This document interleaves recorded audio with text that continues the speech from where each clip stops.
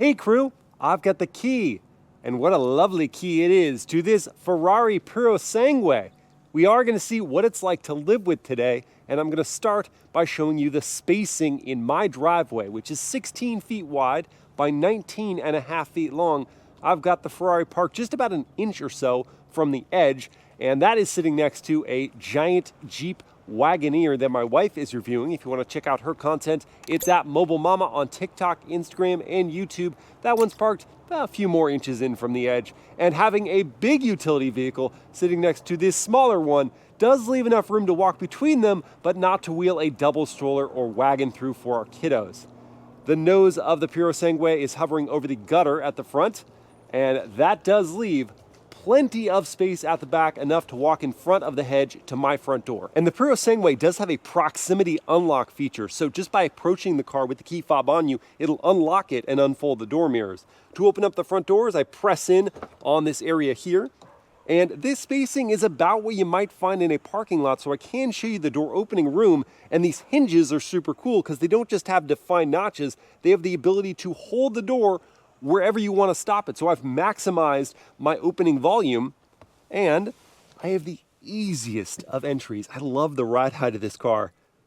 Hello cabin crew, thanks for joining for this day in the life in the Ferrari Purosangue. In this video, I want to find out how much easier it is to live with Ferrari's first ever utility vehicle compared to their normal supercars. So the first step is to fire it up, and the start stop is this panel here. I wish it was a big red button. That just seems more theatrical, but you know what makes up for it?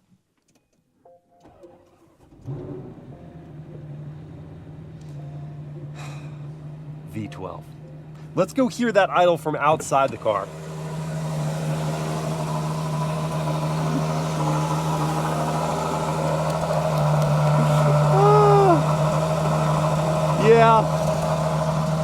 Yeah,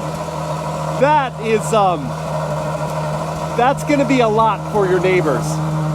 Hopefully they're into cars, because you're gonna wake them all up with that before it now settles down. Now this isn't bad at all. This you could have idling for a little while, but for every cold start, you'll probably expect an angry letter. Now, before I hop back in, you can see I've got curb ramps there for the gutter at the front, and that is to help with clearance of low cars, but the Purosangue shouldn't have an issue at all, and to make sure of that, there's also a front end lift feature to increase the ride height and decrease your concerns. The windshield is obviously fogged up, so I'm going to turn on the defroster, and I'm also just going to flick the windshield wipers once or twice to clear off that moisture. And that's all done here on the steering wheel. Throw on my belts, and before we get rolling, let me show you where I would stick the items I bring with me every single day, including my smartphone, which can go on the wireless charging pad, which is hidden behind the opening of the cup holders. And I wasn't able to bring my normal 32-ounce water bottle because there isn't a cubby big enough in here. The door pockets aren't small, but they're just a little too narrow. And inside the console, it's too shallow. I just have room for a granola bar, wallet, and sunglasses because there isn't sunglass storage above. But it is felt lined, so the lenses are going to be protected. So instead, I did bring this sports squirt bottle, and that could fit in the cup holders, or if I wanted to leave that flat like so, I could fit this in the door pocket. So I think it's clear the storage space inside the Purosangue is better than their other cars, but perhaps not up to the level of typical utility vehicles. All right, to get rolling here, I'm gonna pull on the right paddle and then just roll on forward. Dipping down gently and clearing my neighbor's basketball hoop and rolling away. On this chillier morning, I'm looking for a bit of warmth, and the Ferrari can provide that with steering wheel heating, and I hit the icon here to engage that. For the seat heating, it's an additional step. So I first hit the seat icon, and then I choose, do I want heating? Do I want ventilation? Do I want massage? I want heating. Then I'm going to eject or present the screen to me and turn the dial to adjust the level of seat heating I would desire. And I want 3, because I want to warm up quick. And yeah, that's more work than most cars where you just hit one button and maybe select your stages of heating. But this one's about sense of occasion, and certainly having a display present itself to you is emphasizing that. If this was going to be your first ever Ferrari, which I think the brand is probably counting on given that it's a utility vehicle, which is the hottest segment in the car world, then you might need a little crash course in how to drive it. I already showed you that to go into gear, you don't select something here on the center console unless you're going into reverse. You do pull the right paddle, and that doesn't put you in manual mode like it does in most performance cars. It just puts you in automatic mode and engages that first gear. The wiper controls, I showed you those were on the steering wheel. The turn signals are also here on the wheel instead of being on a stock mounted to the column. You just hit these buttons for right and left. The headlight adjustments are on the opposing side of the windshield wiper adjustments. The drive mode is a selector, this dial that you move. The suspension adjustment is done by pressing on that same dial. I showed you the start-stop button is here. The infotainment is found not in the center, it's on the gauge cluster, and you access that via these touch icons on the steering wheel. The passenger, they've got their own display, so they shouldn't feel too left out. And that might seem a little overwhelming at first, but after a short while, not a long while, a short while, you do find it to be not only more convenient, because you only have to take your hands off the wheel for reverse or for adjusting the climate or seat heating or something like that, but it just feels more immersive. I told you, this car is about sense of occasion, and having everything be about the driver is, for this person, a sense of occasion. Let's continue with some basics of daily driving. I'm gonna listen to the turn signal sound, which at first sounds normal enough, but if you listen for a while, you'll hear the pacing change, and it'll get softer and louder. It's like a heartbeat. Now to test the turning radius, I'm gonna crank the wheel here and pivot in an acceptably tight circle. In most contexts, that's gonna be just fine, but maybe narrow streets or small parking lots, you may need to do some of this. All right, now let's say someone cuts me off, and I mean, how dare they? I'm going to the horn, I want them to hear about it. What are they gonna hear? Okay, typical frustration, but with an undertone of politeness. Returning to the 6.5 liter naturally aspirated V12, which is routed through an 8-speed dual clutch automatic to all 4 tires. That sounds exciting, certainly, but also potentially irritable for daily driving. And yet, the way you actually interact with this engine and the gearbox is a very friendly engagement. So for one, I've got the start-stop system on right now, and when it shuts off and when it shuts back on, you hear that V12 roar up, and that's fun, but you don't really feel a lot of commotion inside the cabin. So I find leaving it on is not a big deal at all, whereas some start-stops are like, oh, they really shake you forward. This is a V12, and it's chill. Then as you're meandering around, this dual clutch transmission doesn't behave like most, where there's that clunkiness initially as you're just accelerating or just slowing down in the final few miles per hour to a stop. It's pretty darn smooth. And then the V12 is so unlike typical twin turbo V8s that you find in this segment. It doesn't necessarily have that low down punch. It builds power in a linear way, and that can feel a bit sluggish around town. So if you need that throttle response, you've got to go into the sport drive mode, and that does perk things up and has the vehicle quickly want to downshift for you. But if you're in comfort mode, it really just lends itself to a more relaxed drive around town. You don't have to be on the razor's edge all the time. If you want it, it's there, but if you don't, you can take a deep breath. However, the ride quality can be a little bit at odds with that impression, because even in the comfort drive mode, even in the soft suspension setting, as you go over imperfections on the road surface, the Purosangue stays pretty firm. You're certainly in touch with the road texture. There are the occasional thuds and vibrations that make their way into the seats. It's not to the level of jarring, but it is a constant reminder that you spent your $400,000 on a Ferrari, not on a Rolls-Royce Cullinan. All right, I want 2 things right now. The first is coffee. Of course. And the second is to hear what someone else thinks about this Purosangue. So I'm gonna go pick up my mom. We're gonna get some coffee. Hey, Mom. Hi, Miles. Welcome to the Ferrari Purosangue. Wow, this car is so impressive. She's already impressed. That is a good sign. Well, my mom's a car nut, so True. the car gene passed on to me. And so, of course, you're excited to be in a Ferrari. Very much so. And this is Ferrari's first ever utility vehicle. So I guess to that end, if you were going to buy a utility vehicle that had a Ferrari badge on it, what would you expect from it? Well, a lot. Yeah. First of all, performance and luxury. Yep. And secondly, I would expect it to haul a lot of stuff. Yes, I'm going to find out later just how much stuff it can haul because I'm going to take it to Costco. But I guess on the performance category, let's see what we get in the Purosangue. Oh, yes. Oh, yes. We get V12. That's what we get.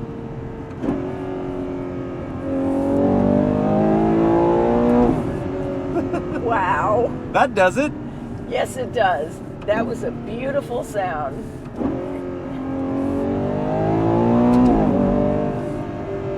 So I think we can check that box. Is that correct? Yes, in a big way. As for the utility, it's not going to have to just bring Costco goods. If it does, we'll find that out later. Right. It's also going to need to bring people. Yes. So would 2 additional seats be enough for you? Because we just have 2 in the Purosangue. I think so. 2 seats like that are appointed very much like the front seats. They are. They look just nice, like these front seats. Luxurious bucket seats. Buckets. I don't think anyone would complain about being back there. I don't think anyone should complain ever about being in a Ferrari. And on the topic of the seats, do you like them? Are they comfortable? Oh, yes, they're fabulous. They have a nice chubby bolster, not too big though. Yes. It really holds you in position. Yeah, not overly aggressive. And then the leather is incredible. It feels like a handbag or fine Italian shoes. Yes, the Italian leather is just a cut above. Yes. It has that, I'm so tactile, and just has that feel that says expensive. Yes. And then in addition to the leather feeling great, you can have seat ventilation, seat heating, and seat massage. And for me, that's done via this like cool display that comes out. Okay. And I can also adjust the climate for us here. But for you, that's all on the passenger side. That display. I see the icon Which for the seat. to me looks blank, and that's for safety. I shouldn't be able to see what's going on there to be distracted by it. But you have a whole bunch of stuff you can choose from. What can you do there? Well, it looks like you can get, the heating and ventilating. You can also adjust the pitch of the seat. Okay. And then there is a separate, I guess, massage icon. Massage, yes, you have massage. You can also, I think, all the stuff I could do on the infotainment, you could do, like navigation. You could co-pilot for me. You can set the media stuff. You can also just monitor performance data. So if I'm like really having fun on a canyon road, you could see how fast we're going. You could see what gear I'm in, the rev counts, all that. So if you were buying this car, and whether you're going to use it as a daily driver, just you running around errands, or whether you expected to have a full car of people, often family or friends, what would you expect out of the ride quality? It being a utility vehicle, but also being a Ferrari. Well, first of all, you're sitting up high, so it's not like Which you like being. your typical Ferrari experience where your butt's on the road. I was just calling you short. I'm sorry. It's a fact. It's accurate. It's a fact. But at the same time, you've got an incredible seat that gives you a sensation of the road. You want to feel connected to the road, and this does deliver that, Yes. but it takes the edge off of bumps. Yes. So it's not going to be something intolerable as a daily driver. You know, Miles, as we've been driving around, Yeah. we've had to stop at a few places for lights and so forth. And construction. Yeah. And I've noticed people don't seem to be staring at this car. I'm not quite sure what to make of that. I don't know whether it doesn't look flashy enough or I think it's highly noticeable. That's funny because I think it's so unique. People haven't seen this shape from Ferrari before, but you're right. I noticed not nearly as much ogling from passersby as I typically experience when I'm in a Ferrari. Right. I think that could either be an asset, right? If you were one who were like, I don't want to be standing out, I want to blend in, but if you wanted more of that pomp and circumstance, then you may not get it, at least to the same degree in this Ferrari as other Ferraris. It's possible. I was actually kind of surprised that we didn't have more head swivels happening. Same. Well, we'll have more opportunities to see if people take notice of this almost $500,000 as tested Ferrari. Wow. When we hop in here for coffee at Raised by Lions. One of my favorites. Yes, I know it. And it looks like you are getting the primo parking space. It's like valet parking, Yeah. the Ferrari. The camera is shown on the gauge cluster, and that's great, but every time I turn the wheel, it kind of obstructs my view. Oh. So you got to make sure that you are lined up right before you start turning. I see that. Parking sensors going there now. That does help. The surround view as well, also making sure I'm right where I need to be in the lines. And then when it's time to turn off the vehicle, there's no park, you just pull in both paddles and then you engage the parking brake. Wow. And then you turn it off. It's gonna hold. Power button. Power off. Wow. Let's go power on with All some right. coffee. Well, Mom, I guess we have the answer to our question. Does the Purosangue get attention? This gentleman over here Clearly, asked to take a video someone immediately. taste. He knew what he was looking at. Wait, what'd you say about it? You said it's what? Probably those bad things. There you go. We're not going to argue with you. So clearly it's mom approved, but is the Purosangue Costco approved? We're gonna find that out next. And this is not gonna be a walk in the park. In addition to a fully loaded cart with normal Costco stuff, I added on an artificial Christmas tree. Is it all going to fit in the back? We're about to find out. Well, one thing is for sure, all of this is not just gonna fit in that normal cargo hold. I need to get those rear seats down, and as part of maximizing my space, I'm gonna remove the cargo cover, which does fit neatly underneath the floor. That's really nice. And then to get this divider down, I pull in on both of these tabs and pull it away from the bottom. This, unfortunately, doesn't fit under the floor. I've tried, so I'm just gonna have it sit here. And then to get the seats flat, I'm gonna press on these two buttons here, left and right. And I might just want to make myself a cup of coffee because this is going to take a while.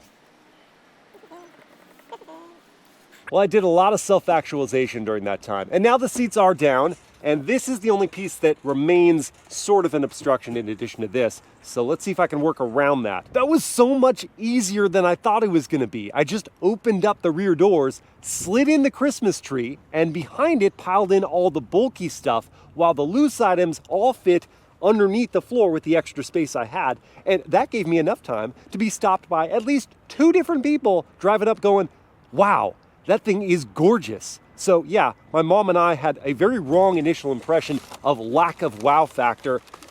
And yes, my conclusion is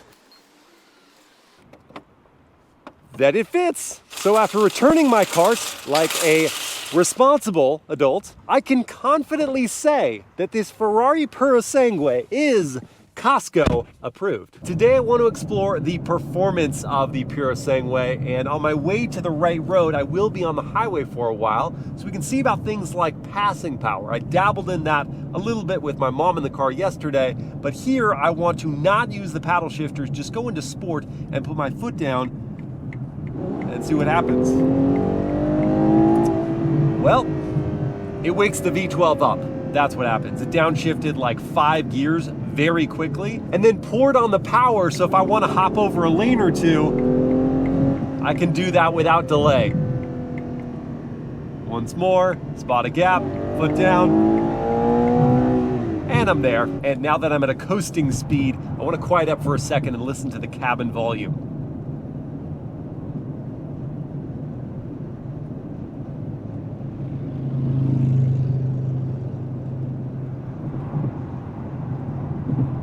All right, so I had a loud motorcycle roll by. I did hear that, and I went over a louder road surface briefly. But in those two conditions, it still stayed pretty calm inside this cabin. I do hear some wind noise. I do hear some tire hum, especially on this road surface.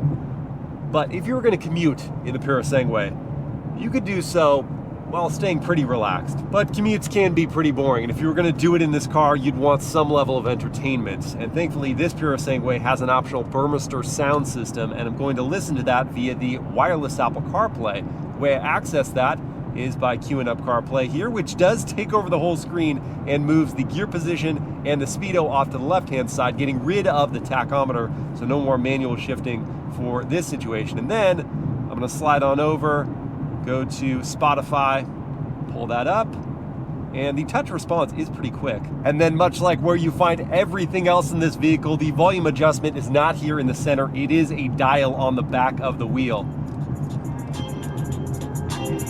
And maybe 60% there. A little more.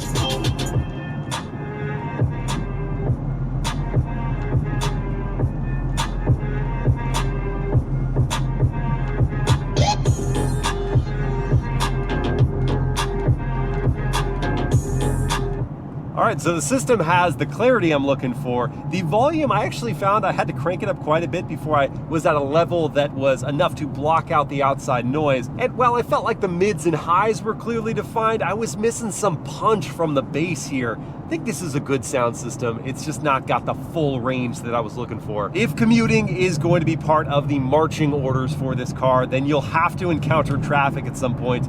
And in that situation, you'll be thankful for driving assistance features like adaptive cruise control, where I can set a following distance and I won't have to worry about maintaining that distance with acceleration and braking. The car is going to do that for me. And then there's also a lane keep assist feature. It's not steering assistance. I can't take my hands off the wheel, but if I get distracted momentarily and depart the lane, then it will bring me back. It is going to ping pong me. It won't just center me though, but that's enough along with the adaptive cruise control to take some of the fatigue out of driving in traffic. All right, performance. And I forgot my 0 to 60 timer. So this is just going to be acceleration with launch control. I engage that here. It lowers the vehicle. Getting things ready, foot on the brake, pin the throttle, build up the revs, let it go.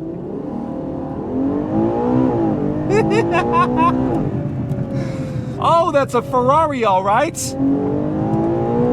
And it ain't just that engine, which demands you to string it out to its 8,000 RPM redline to get the full effect of its 715 horsepower and 528 pound-feet of torque.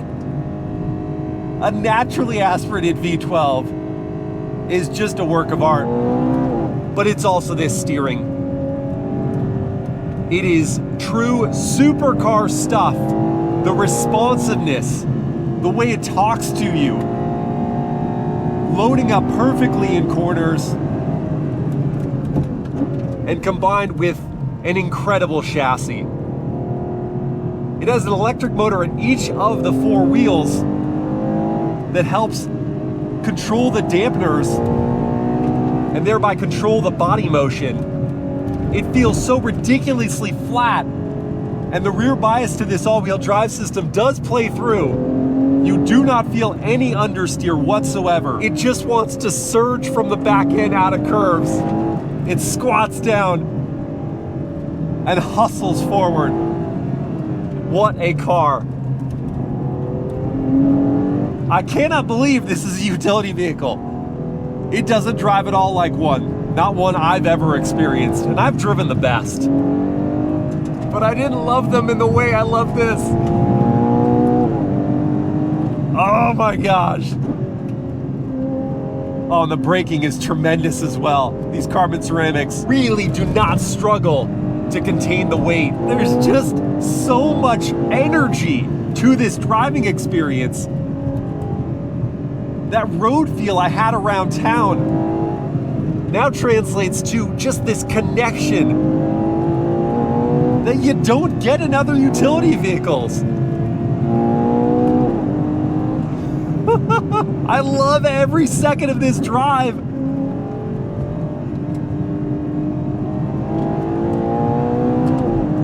I can't believe it. There's just nothing like this in the space.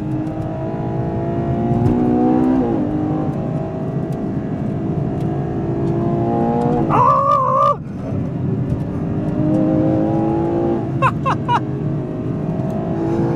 I'm so happy. vehicle, I would see it as nothing short of a crime to just keep it around town.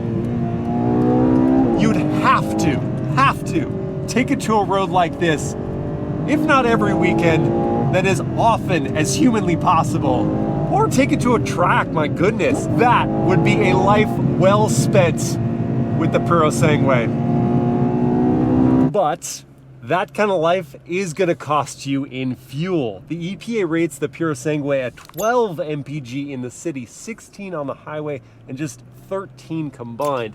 And if you did see 13 combined, then this 22-gallon tank would give you a fuel range of 286 miles. And at current fuel prices of $4.85 for 91 octane gas that the Purosangue does require, it's gonna cost me $107 to fill this tank, but there's capless fueling, saving time. Now here's a question. The Purosangue is the only Ferrari that could even be considered a family vehicle. But could it even be considered if your family included kids in car seats? So here's the deal. We've got 2 sets of lower latch anchors, 2 top tethers, and I like that the latch anchors are accessible via these magnetic leather covers. They look nice and you're not gonna lose them. And as for getting the car seats inside, with the doors opening this way, it couldn't be much easier. I just walk it in and then twist it over. It is just a little more work for the top tether because I have to remove the divider again.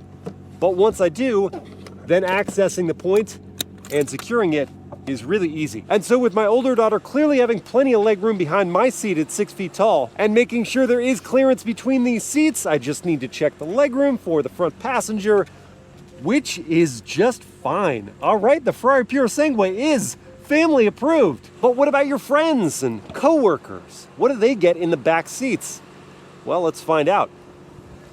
Here I am behind my seats, and I've got knee room aplenty. The foot pockets are nice and large. Just slide my feet under, but the thigh support isn't the best. The floor feels kind of high. My head does clear the roof though, and that's not always the case because I've got a longer torso. To adjust the seat, I can use these controls here, and they're power adjusting. But when I recline the seat, then my head does hit the roof, so I'd have to sit a bit more upright. And I could also adjust my seat via the dial that presents itself just like the front, or I could work the climate controls. What I don't have back here, seat heating or ventilation. I feel like that should be here for just around $500,000 for this one as tested. My window controls are found in the center. I've got cup holders, and under the armrest, I've got a wireless charging pad and 2 USB-C ports. You know what I also have?